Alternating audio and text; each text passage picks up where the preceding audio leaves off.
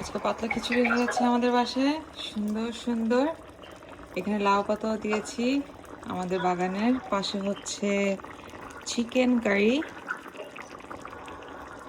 মজাদার খাবার।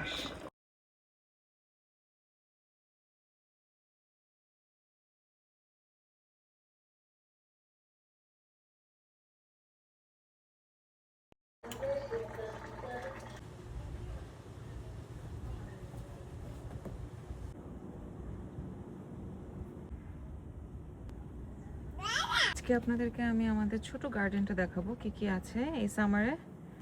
তো যেহেতু এবার সামার আসতে একটু লেট করেছে, আমরা ওরকম কিছু করতে পারিনি। তো এখানে কিছু কলমির ডাটা লাগিয়েছি মাটিতে, এখানে পানিতে কচু শাক, নিচের গার্ডেনের শাকসবজিগুলো, এখানে মিন্ট আছে, এখানে মিন্ট, তারপরে আছে হচ্ছে দেখাচ্ছি, এখানে আছে আমাদের সিম গাছ,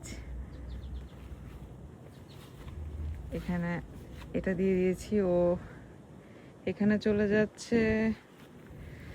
আমাদের এবার করলা গাছ বড়ই হচ্ছে না, এই যে করলা গাছ। হাই মামা। এখানে মিন্ট মিন্ট গাছ আছে, এই যে বাতুয়া শাক, অনেক বাতুয়া শাক হয়েছে। এটা চলে গেছে আমাদের সিম গাছের ডাটাটা, অনেক বাতুয়া শাক দেখতে পাচ্ছেন।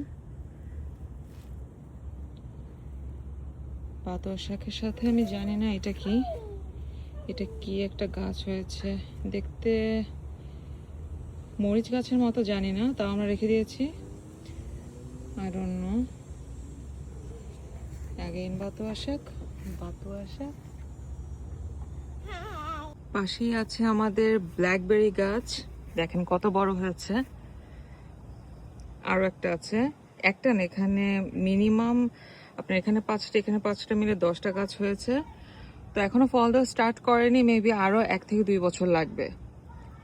ব্ল্যাকবেরি গাছ ভরে গেছে। এখানে আছে লাউ পাতা, আজকে এটা দিয়ে খিচুড়ি রান্না করা হচ্ছে। এখানে বাতুয়া শাক, মেবি এটা টমেটো গাছ, লাল শাক, আরো বাতুয়া শাক, আরো ব্ল্যাকবেরি গাছ।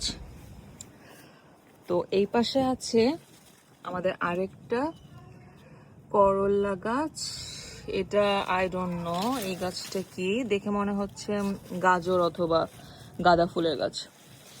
এখানে লাউ শাক আছে,